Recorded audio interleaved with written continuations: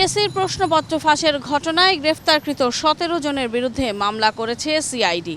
প্রশ্নপত্র ফাঁসের নতুন আইনে এটি হলো প্রথম মামলা, যার সর্বোচ্চ শাস্তি ১০ বছর। আর এই প্রশ্নপত্র ফাঁসের রহস্য উন্মোচনে গঠিত হয়েছে তদন্ত কমিটি। এ নিয়েই আমাদের কথার আজকের আয়োজন। দর্শক, সবাইকে স্বাগত জানাচ্ছি এটি নিউজের নিয়মিত আয়োজন আমাদের কথার আজকের পর্বে। আপনাদের সাথে আছি আমি সাদিয়া নাসি। প্রশ্নপত্র ফাঁসের ঘটনায় মামলা হওয়ার বিষয়টি কিভাবে দেখছেন সাধারণ মানুষ, শুনবো তাদের ভাবনা। তবে মূল আয়োজনে যাওয়ার আগে চলুন দেখে আসি এ বিষয়ে এটি নিউজের প্রচারিত একটি প্রতিবেদন। যে সেভিংটা কি জিনিস বুঝতে হবে, সবারই বুঝতে হবে। সরকারি কর্ম কমিশন পিএসসির গাড়ি চালক হিসেবে অবসরে যান সৈয়দ আবেদ আলী ওরফে জীবন। জন্মভিটা মাদারীপুরের ডাসারের মানুষের কাছে পরিচয়, তিনি শিল্পপতি। মাত্র ৮ বছর বয়সে ঢাকায় আসেন, গাড়ি চালানো শিখে চাকরি নেন পিএসসিতে। এরপর আর পেছন ফিরে তাকাতে হয়নি তাকে। নিজ গ্রামে ৬ কোটি টাকায় বিলাসবহুল ৩ তলার ডুপ্লেক্স বাড়ি বানান সৈয়দ আবেদ আলী। বাড়ির পাশেই নির্মাণ করেন পাকা মসজিদ। এছাড়া সরকারি জায়গা দখল করে তার খামার ও মার্কেটের কাজ নির্মাণাধীন। গড়ে তোলেন অঢেল সম্পদ। উপজেলা নির্বাচনে চেয়ারম্যান প্রার্থী হতেও তিনি সরব প্রচারণায়। আবেদ আলীর মতো পিএসসির আরও ৩ কর্মকর্তা, উপপরিচালক আবু জাফর, উপপরিচালক জাহাঙ্গীর আলম, সহকারী পরিচালক Alamgir Kabir, auditor Priyo Raynath, despatch rider Khalilur Rahman, office সহায়ক সাজিদুল ইসলামও সরকারি কর্মচারী হয়ে কিভাবে ফুলে ফেঁপে উঠলেন? তবে কি তারা প্রশ্ন ফাঁস করে বিপুল অর্থ হাতিয়ে নেন? এমন সমালোচনার মুখে পিএসসির চেয়ারম্যান জানান, রহস্য উদ্ঘাটনে একটি তদন্ত কমিটি গঠিত হয়েছে। তদন্ত কমিটি করেছি ৩ সদস্য বিশিষ্ট, এবং তাদেরকে ১৫ দিনের মধ্যে রিপোর্ট দেওয়ার জন্য বলা হয়েছে। তাদের কার্যপরিধি বলা হয়েছে যে এই প্রতিবেদন বিষয়ে যে বিষয়গুলো বর্ণনা করা হয়েছে সেই বিষয়ে সত্যাসত্য উদ্ঘাটন করা। কমিটি সুপারিশ করলে গত ৫ জুলাই অনুষ্ঠিত রেলওয়ের নিয়োগ পরীক্ষাও বাতিল করা হবে জানান তিনি। অতীতের যেসব নিয়োগ পরীক্ষা নিয়ে প্রশ্ন উঠেছে সেগুলোর কি হবে, এরও ব্যাখ্যা দেন পিএসসির চেয়ারম্যান। ১২ বছর আগে যদি চাকরি পেয়েছেন, যদি সেটা এখন কোনো কিছু আসে, সেটা কি করতে হবে? একটা কোর্টের বা আদালতের বা আইনের পরামর্শ ছাড়া সম্ভব না, এটা বলা কারো পক্ষে ইনস্ট্যান্টলি বলা যাবে না। প্রশ্ন ফাঁসে জড়িত থাকার অভিযোগে এরই মধ্যে গাড়ি চালক আবেদ আলী ও তার ছেলে সৈয়দ সোহানুর রহমান সিয়াম সহ ১৭ জনকে রাজধানীর বিভিন্ন এলাকা থেকে আটক করা হয়েছে, যাদের বিরুদ্ধে পিএসসির প্রশ্ন ফাঁসের ঘটনায় সর্বোচ্চ ১০ বছরের সাজার আইনে পল্টন মডেল থানায় মামলা করেছে সিআইডি। আটক সৈয়দ সোহানুর রহমান সিয়ামকে সোমবার রাতেই অব্যাহতি দিয়েছে ঢাকা মহানগর উত্তর ছাত্রলীগ। প্রশ্ন ফাঁসে যেই টাকা কামাইছি সব খরচ করছি আল্লাহর রাস্তায়। Abul Kalam Azad, ATN news, Dhaka. এতক্ষণ দেখছিলেন আমাদের কথার আজকের বিষয় নিয়ে এটিএন নিউজের প্রচারিত প্রতিবেদনটি। চলুন এবার চলে যাই মূল আয়োজনে, দেখে আসি এ বিষয়ে কি বলছেন সাধারণ মানুষ। পিএসসি বা পাবলিক সার্ভিস কমিশনের পরীক্ষাগুলোতে পিএসসির কর্মকর্তারাই জড়িত বা কর্মচারীরা জড়িত, সেজন্য আমরা খুবই দুশ্চিন্তাগ্রস্ত এবং এটা জাতির জন্য একটি হুমকি স্বরূপ। কারণ হচ্ছে যেখানে হচ্ছে যে প্রতিষ্ঠান হচ্ছে এই পরীক্ষাগুলোর আয়োজন করে থাকে এবং যাদেরকে আমরা স্বচ্ছ হিসাবে সবসময় গণ্য করি, সে প্রতিষ্ঠানের কর্মচারী কর্মকর্তা যখন দুর্নীতির সাথে জড়িত এবং তারা যখন নিজেদের স্বচ্ছতা প্রমাণ করতে পারছে না, তা আসলে আমরা মেনে নিতে খুবই আমাদের ব্যাক পেতে হচ্ছে। আর যেহেতু সরকার প্রধান সবসময় বলে যে একটি দুর্নীতিমুক্ত দেশ গঠন করতে চাই, সেক্ষেত্রে আমরাও বলবো যে পিএসসিকে অবশ্যই স্বচ্ছতা প্রদর্শন করতে হবে এবং যারা এই দুর্নীতির সাথে জড়িত তাদেরকে শাস্তির আওতায় আনতে হবে। দুর্নীতি করে বা প্রশ্ন ফাঁসের মতো বিষয়গুলোর সাথে সম্পৃক্ত থেকে পরীক্ষায় পাশ করবে, তারা কিন্তু পরবর্তী পর্যায়ে সিভিল সার্ভিস বা যে কোনো প্রকার চাকরিতে যাওয়ার পরে কিন্তু তারা একই কাজটা করবে। কারণ তারা চিন্তা করবে যে আমি আমার জায়গা বিক্রি করে, জমি বিক্রি করে বা অন্য কোনো ফান্ড থেকে লোন নিয়ে আমি প্রশ্ন কিনেছি। পরবর্তীতে যখন সে চাকরি নেবে, তখন কিন্তু সে যে কোনোভাবেই হোক এটা রিপেমেন্টের জন্য হলেও কিন্তু সে আসলে দুর্নীতির সাথে যুক্ত হয়ে যাবে। সুতরাং এই প্রসেসটাকে ঠিক করতে হবে, এন্টায়ার যে প্রসেস। আরেকটা ব্যাপার আমরা যদিও দেখেছি যে ড্রাইভার আবেদ আলী কিংবা তার ছেলে কিংবা আরও উপপরিচালক বা সহপরিচালক প্রশ্ন ফাঁসের মতো বিষয়ের সাথে জড়িত ছিল, কিন্তু আসলে আমার কাছে যতটুকু মনে হয় যে আসলে এরাই শুধু শেষ না, এরা শুধুমাত্র এদেরকে মাধ্যম হিসেবে ব্যবহার করা হয়েছে।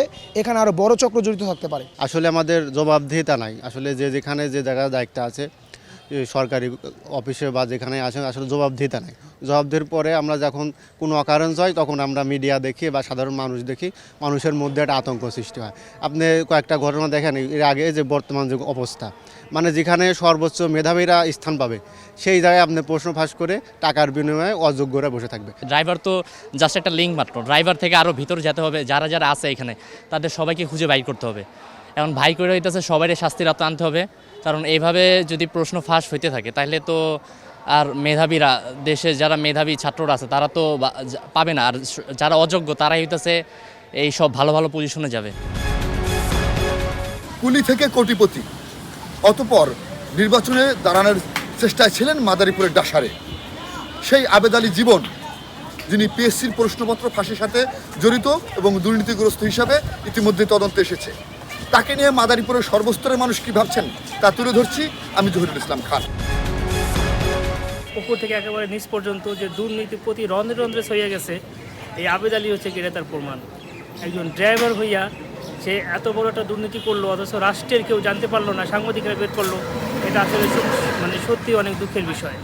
আর এইরকম আবেদ আলী হয়তোবা প্রশাসনের প্রত্যেকটা জায়গায় আছে, এটা খুঁজে বের করতে না পারলে আমাদের দেশ উন্নতির শিখরে কোনোদিনই প্রবেশ করতে পারবে না। আবেদ আলীর মতন এত নিষ্ঠুর খারাপ মানুষ পৃথিবীতে থাকলে ভালো মানুষের কোনোদিনই চাকরি হইবে না, অদক্ষ মানুষের চাকরি হবে। তা অদক্ষ মানুষের হাজার হাজার মানুষ অদক্ষ মানুষের চাকরি হয়েছে এই আবেদ আলীর লিখিয়া। পিএসসি সহ অন্য অন্য সরকারের সেক্টরে যে সব দুর্নীতিবাজ কর্মকর্তা কর্মচারী আছে তাদের বিষয়ে সরকারের সুদৃঢ় পদক্ষেপ গ্রহণ করা উচিত এবং সরকারের আরও সচেতন হওয়া উচিত। এভাবে যদি দুর্নীতির মাধ্যমে দেশে অযোগ্য লোকদেরকে নিয়োগ দেওয়া হয়, দুর্নীতির মাধ্যমে প্রশ্নপত্র ফাঁস করা হয়, তাহলে দেশে অযোগ্য লোক দেশের ক্ষমতা স্থানে যাইয়া দেশকে অচল করে দেবে।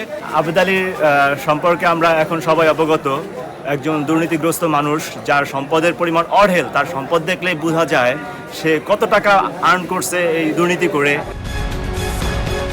আমাদের কথায় আমি MS আহমদ। আজ শুনবো গাড়ি চালক থেকে কোটিপতির বনে যাওয়া সৈয়দ আবেদ আলীকে নিয়ে কি বলছেন ঠাকুরগাঁওয়ের সাধারণ মানুষ।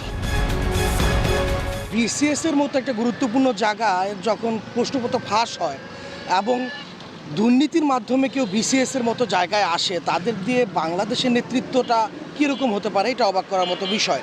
আর এই আবেদ আলী একজন গাড়ি চালক, সে এরকম দুর্নীতির আশ্রয় নিয়ে প্রায় কোটিপতি বনে গেছেন। আমার মতে শুধু এই গাড়ি চালক না, এই গাড়ি চালকের মাধ্যমে সেই দপ্তরের আরও উপরস্থ কোনো কর্মকর্তারা টাকা খেতেন কি না এটাও খতিয়ে দেখা উচিত এবং এই সকল গাড়ি চালকদের বিরুদ্ধে এরকম ব্যবস্থা নেওয়া উচিত যাতে পরবর্তীতে এরকম কোনো দুর্নীতি করার আগে কেউ একবার ভাবে। আমাদের দেশের রন্ধে রন্ধে কিন্তু দুর্নীতিতে পৌঁছে গেছে। এতে করে আমাদের আগামীর প্রজন্মরা কি শিখবে? আমার বাবা একজন দুর্নীতিগ্রস্ত, একটা খুব লজ্জাজনক বিষয় হয়ে দাঁড়াবে। অতি সত্ত্বর সরকারের উচিত এইসব দুর্নীতিগুলা রোধ করা, নাহলে আগামী প্রজন্ম আরও দুর্নীতিগ্রস্ত হবে আমার মতে। আবেদ আলীদের মতো মানুষের কালো ছায়ায় পুরো দেশটা ছায়ায় গেছে, তখন আসলে আর কোনো কিছু আমরা আসলে প্রকাশ করতে পারি না। তবে একটাই আবেদন থাকবে ঊর্ধ্বতন কর্মকর্তাদের কাছে, সরকারের কাছে, সেটা হচ্ছে যে এই 10% লোকের জন্য পুরো 90% লোক কিন্তু আজকে সাফারার, পুরো 90% লোক কিন্তু আজকে একটা তলানির মধ্যে চলে গেছে।